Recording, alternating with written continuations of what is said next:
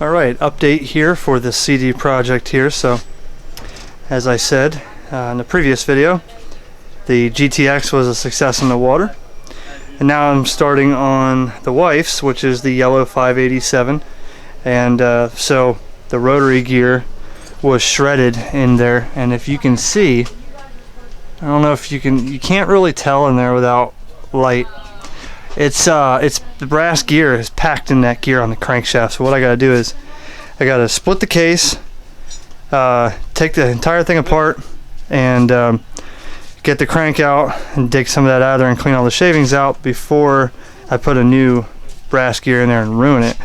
So I got here rotary gear. I ordered that, put that on the shaft. That's ready to go.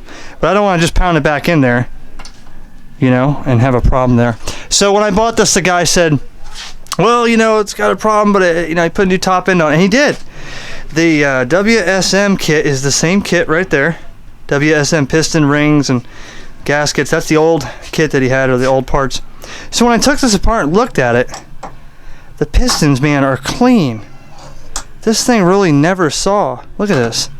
I think what happened was he didn't realize what happened. He put the top, it ran like crap. He figured, okay, it needs a top end. Didn't bother checking anything. So he puts the new top end in.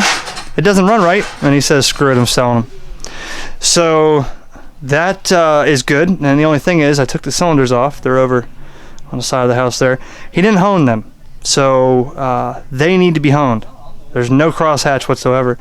So I'm going to buy a ball hone. I'm going to hone them out because these pistons and rings haven't even seated yet. They're WSM, same kit I have. Now, up here, he did use quite a bit of Permatex on everything. And I have new gaskets and rubber seals. So I'm going to do this without having to, you know, get this thing together with Permatex. But you can see the dome. See the one over there? It's got some kind of, you know, carbon on it. This one's clean. I don't think this thing really ever ran after the top end rebuild. So my goal right now, the problem I'm stuck on, is I have to get an air impact. That nut on here is stuck. I did get a flywheel puller from a buddy of mine, and I'm going to pull that off so I can get the rest of this apart. Tonight, though, I'm pretty wore out. I'm going to get the pistons out, get the cylinders honed, hone them myself, and get the flywheel off. And next video, I'll show you when I split this. We'll see how bad the brass shavings are in there, and put it back together. And then I have to clean out the hull. Now, what I'm debating, boy, there's a lot of stuff over here. What I'm debating is, do I put it back in this, or do I put it in the X4 hull, which is over here? I actually found out this one that I picked up originally, the purple. Remember, I picked up the GTX and this one, if you've been following along, right? This is a 95. It's an X4 hull.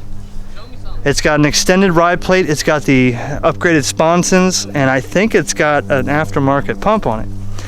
Now, do I put that yellow motor in here and just rebuild this one, or do I put it in that purple one? I don't know what I'm going to do yet. I got new motor mounts for that. So mine, once I figure it's ready to go really, and I'm not worried about it anymore, I'm going to paint it. And maybe I'll show you a couple of colors I'm looking at.